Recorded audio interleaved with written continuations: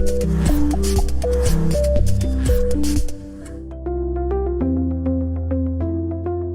Steve Walker here, Promise Money. Today I'm going to talk you through the bridging application process. So I'm going to cover what are the things you need to think about before you even get into an application, what's important to you, what are the factors that are going to be required as you go through that process, and so really you should be thinking about those also and having those prepared. Then I'll talk you through the application process and a few of the little shortcuts, and I'll also talk to you about some of the things that as a broker that we will look to do to support you through the application, so you understand what that looks like as well, because there's a lot to it. Right, so let's start off with the things that are going to be going through your mind and what is important to you. And it's important that you've got a handle on this, because when you come to the point of applying and saying, right, I need a bridging loan, any lender or broker can only react to what's important to you and the facts that you give them. If you're wishy-washy, your answers and your results will be wishy-washy. And normally with bridging, there's an element of speed, so you don't want to be wishy-washy, you want to get into it straight away. So, first of all, rate. It's not the be-all and end-all. The rate could be important to you, but you've got to factor in fees as well. There could be application fees, there could be exit fees, the rate of interest that's applied over the term. So these are all about the costs, and they can be important to you. But bear in mind, if you're borrowing to a higher loan to value, your costs might be higher because the lender is taking a greater risk. At 75% loan to value, it's a bigger risk than it is at 60% loan to value. So whilst the cost could be important, the loan amount might be important. You need to go to a higher loan to value. Therefore, you sort of peg back on the options you've got around cost. Speed, that could be important to you as well. If you are, for example, buying a property at auction and you've got 28 days to complete, well, going to the cheapest lender there is out there could be of no benefit to you whatsoever if they can't do it in time. And very often the larger lenders, the institutionalized lenders, are slower than some of the smaller independents. So that's a factor as well, speed. It could be that you're looking for cash flow for your business. So it's knowing a lender that's going to be happy to lend for those purposes rather than just something that's property related. And as I said, it could be that the loan amount's important to you, so you need to go to the maximum loan to value. Or you might be looking for flexibility. You might be looking for a product where you want to spend a little bit of money on the property and then flip it and sell it. And the other factor is it might be that that you're looking for a regulated loan as opposed to non-regulated. What's a regulated loan? That's generally a loan which is secured on property that you live in, and the loan purpose is for personal use. That's a regulated loan, typical for homeowners when you're selling your home but you want to buy another, or you are extending your property, or you're building something in the back garden of your property. That could be regulated, and there are totally different rules that apply to those than they do to non-regulated loans, which are more for property investment. So having a feel for what's important to you and all those sorts of things. So as we're talking about regulated and non-regulated loans, let's move on to the property type, because the type of property will also dictate which lenders are going to be available to you and what rates of interest. If it's residential, there's lots of lenders available to you. If it's regulated residential, your choice goes from that down to that. If it's commercial, it's a different set of lenders. If you are doing a light refurbishment, then there's a whole load of lenders that will look at that. If you're doing a heavy refurbishment, i.e. you're building an extension, you require planning consent, there's building regulations, then it's a different set of lenders potentially that you're going to be talking to. And if you're doing something even more significant, it could be a ground up build. It's still bridging, but they'll call it development finance. It's still the same facility. So that's the sort of thing that you need to have a good understand of. And if there are costs involved in you building a property or extending a property, you need to have a good idea of what those costs are, because the lender is going to want to know, and if they instruct a valuation, their valuer is going to have an opinion on it as well. So you need to get a good handle on all of those costs. The other thing that you need to have a handle on is how long it's going to take. to do what you need to do. If you're buying a property for a light refurbishment and then you're going to flip it and sell it, you might say, well, I can do this in 6 months. But if it's a more significant build, it could be 12, it could be 18 months. And whatever you do, don't forget to factor in the time it's going to take to resell. Okay, that's important to you as well. In fact, I'll dwell on that for a moment. The term of the loan is the lender will agree to a term, and if you say I want a 12-month term and you are buying a property, you're going to renovate it and then you're going to sell it, but you find that you can't get it sold within that 12 months, the lender's going to potentially say, right, well, firstly, you should have sold it, you are in breach of your agreement, and they will generally say, we'll give you some extra time, but they will generally charge you a fee for extending the facility. That can be expensive, and they will probably charge you a higher rate of interest for the remaining term. Now, there are some horrible stories out there about lenders charging significantly higher rates and even backdating those higher rates to the start of the loan. That's where you need to read the small print. That's where a broker is important to you. But either way, you don't want to be going over the term of the agreed loan, because think of the scenario. Let's say you borrowed a big chunk of money and the lender says it's going to cost you another 2% to extend it for 12 months. Well, I only need it for another 3 weeks. Yeah, but we're going to give you a 12-month facility, whether you use it for 3 months or not. We're going to charge you 2% of the facility. That's expensive for 3 months' money. So get your term right. Your GDV, if you're doing works on the property, what's it going to be worth afterwards? Make sure you get some professional opinion on that. Don't guess. Think about your planning. Make sure that you've got all the correct planning consent in for what you're intending to do, because otherwise, if you haven't got the correct planning, it's all going to fall over when the lenders start saying, you want to do this, but the planning says you can do that. We can't support that. So your planning needs to be correct as well. And also work out the cost benefit of what you're doing. For anybody who's new to bridging, it's very easy to get carried away and think, right, okay, I'm buying a property at this, I'm going to spend some money on it, I'm going to sell it for that, and that all looks fantastic and very wildly exciting. But if you haven't got the experience in knowing what your costs are, you can be out by a big amount of money on those costs. You could be out on what the value of the property will be worth at the end, and all of a sudden your profitable deal starts to get less profitable. Then you factor in the cost of the bridging finance, not only the fees, the valuation, the legal costs, and the interest over the term, because you've estimated it's going to take you 6 months, but it takes you 12, and you're paying interest for an extra 6 months. All of a sudden your profit is eroded away. And in that sort of scenario, bridging lenders, especially if it's refurbishment and development, heavy refurb and development, they're only interested in getting involved in profitable developments. They're not interested in ones where the numbers don't stack up. So they will check your numbers. Trust me, they will check your numbers to make sure they make sense. They'll instruct the valuer when he goes out to check your numbers.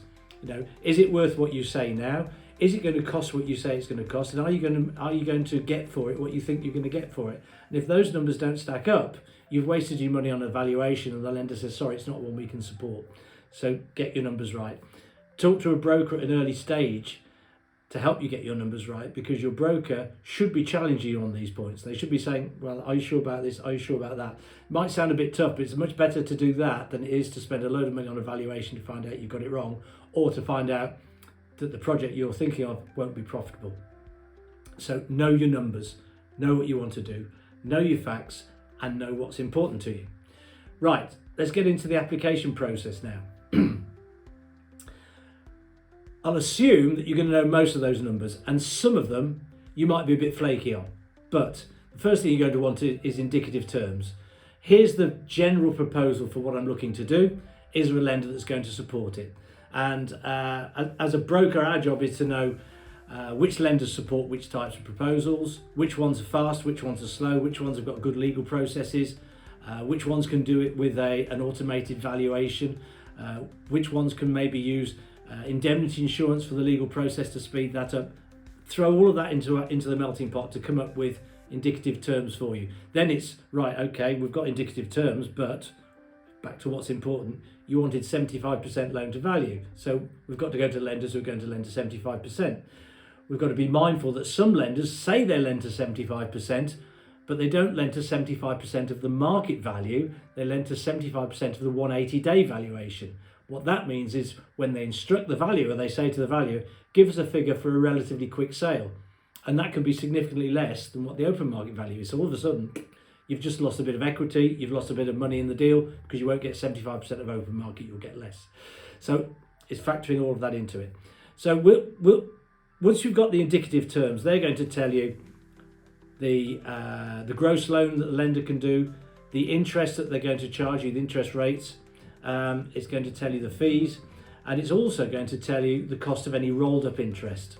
Now, I haven't touched on rolled up interest, and maybe I should have done earlier, but another key factor of the loan that you're looking for is, do you want to service the loan, i.e. pay the repayments each month, or do you want to roll the interest up?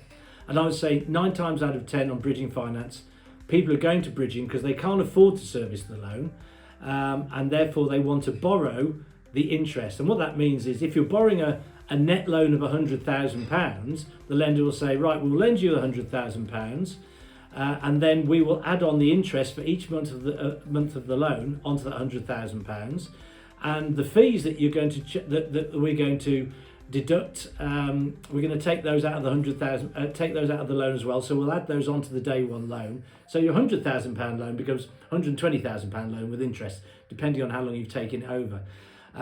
So that's the other thing that the indicative terms will tell you, and you need to have a good idea of if that's what you want to do. You want to roll up or retain the interest within the loan rather than service it. What I would say is if you're planning on servicing it, if it's a regulated loan, it's a loan secured against your home for personal use. Most lenders don't like serviced regulated loans, and also be aware that they can take longer to organise because you've got evidence that you can service the loan. And that evidence doesn't just take into consideration, have you got the money to pay for this loan? It's what are your other outgoings, because the lender will have to look at what are your other outgoings in order to make sure you've got sufficient disposable income to be able to service the loan. So we've now got indicative terms, probably from a number of different lenders, compared them, thought about them, which way do we want to go? Then factor in, okay, well, is this lender fast or slow? What's their legal process? What's the pros and cons of them as a lender? And then you're going to apply. And there are 3 things that happen during the formal application process. You'll fill out your application form, and that will go into the, it might be electronic, might be paper, depending on the lender. That will go into the underwriting team. And you have an option at this point. If you're in a heck of a hurry, you could say, there's my application form, please underwrite it and tell me what you can do. I'm in a hurry, so I'd like to instruct the valuation straight away. And I'd like to instruct the solicitors straight away. As soon as you do those second 2 things, you are into costs. So you're paying for a valuation, and you're paying for the solicitor's costs for the work that they are doing. And you have to put the solicitors in funds to be able to do that. If the underwriters then come back a number of days later and they say, well, we've had a look at your application and you told us this, but it now looks like that, or we've discovered this, or we've done a search and there's something we weren't aware of and we can no longer do the deal, you've blown your money on your valuation and you've blown your money on your legals. It's not a good place to be.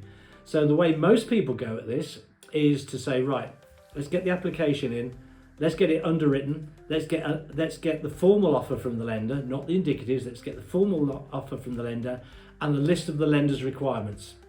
And once you've got that, then you know the lender's reasonably content, subject to valuation and legals, they're reasonably content with the application. And you also know what information they're going to ask you for in order to grant the loan. So you can go through that list of needs and say, yeah, I can do that, I can do that, I can do that. Oh, crikey, that's a tricky one. And then we get into a conversation, well, how are we going to sort that out? And very often there are different ways of sorting out answering the same question, but in a different way. But imagine you're in a scenario where you're buying at auction and you need to have that bridging loan done quickly. Then that application process needs to get shortened very, very significantly. So therefore you could be into instructing legals at day one, and you could be instructing valuations at day one, and having to take a chance that everything else will be okay. So bear that in mind. So let's talk about valuation for a second. Ordinarily, that's going to be a full valuation. And if it's a straightforward bridge, you're buying a house, and that's it, you're just buying a house at auction, then it's a simple valuation. I should say to you that for lower loan to value cases on straightforward bridging, there are options to get automated valuations where the lender will consult either a specialist firm or do its own desktop valuations to work out what they think the property is worth based on comparables in the area. So if you've got a street with a load of houses which are broadly the same, they can get comparable evidence and they'll say, look, we're 99% sure your house is worth X. That's sufficient for us, therefore we don't need a full valuation. But if you're getting into refurbishment, or it's not a standard property, or the LTV that you need is a little bit higher, then they're going to ask for a full valuation. And as I say, a standard valuation would just be, here's the house, what's it worth? Does it look like it's basically mortgageable? Happy days. If it's a refurbishment, then it's, here's a house, what's the refurbishment? What's the cost of the refurbishment? What's it going to be worth when it's completed? If it's a bit more than a simple refurbishment, let's say you're planning to do a significant extension and refurbishment, spend a lot of money on it, then the lender's going to go on to get into much more details about those costs, which is why I said earlier, if you're doing that sort of work, you need to know your costs. And they will ask for a full schedule of the costs and works. They'll expect you to have built in a contingency fee contingency into that as well. So if your costs are 100,000, they'll expect you to allow 10% margin of error, call it £110,000. And when it comes to the valuation, they're going to say to the valuer, right, tell us what the property's worth now. I'd like you to comment on whether this schedule of costs and works is appropriate for the works that this particular borrower is looking to do. I'd like you to tell us whether you agree with their costs of what they're saying it's going to cost them to do it. And I'd like you to tell us what you think the property will be worth when it's done. So if your costs are coming in too low, the valuer is going to say, no, it's going to cost more than that. And if your eventual GDV, gross development value, or finished value is too high, the valuer is going to say, no, he's way out on the valuation, it's going to come in lower. And that can alter the whole deal. It could even take it to the point that the lender says, we don't want to know. Bear in mind, when you're looking at development and refurbishment finance, what the lenders are going to be looking at is, if this all goes horribly wrong, can we build this out? Can we pay somebody to go and finish the works off, get it completed, and then sell the property? Because they don't want to be selling a half-completed development, because the market for those, you're only ever going to sell that to another developer who's going to try and nick it off you. They're going to try and get it to completed status. So if you are a builder yourself and you've worked out your costs, you might have said it's going to cost me X, Y, and Z. But for the developer, a development lender or a heavy refurb lender, they're going to be looking for, no, don't tell us what it's going to cost you, what's it going to cost them to do the build? So they're going to factor those costs in, something to bear in mind. Anyway, let's say we get past the valuation, that's okay, we agree on the cost, happy days, the valuation's good to go. That will go into the lender, they will check it all over, and then they'll tick that off and say, right, we're now happy with the valuation. And assuming that everything else has been gathered from an underwriting point of view, let's go back to that list of things they've asked for, which could be, it could be a multitude of things. It could be the planning consent, send us details of the planning. It could be there's been works done previously, send us the building regs. It could be you had a court judgment 3 years ago and you've said it's satisfied, but it's not satisfied on the credit search. Send us proof that has been paid. There's all of those underwriting things, but you're going to see those at an early stage.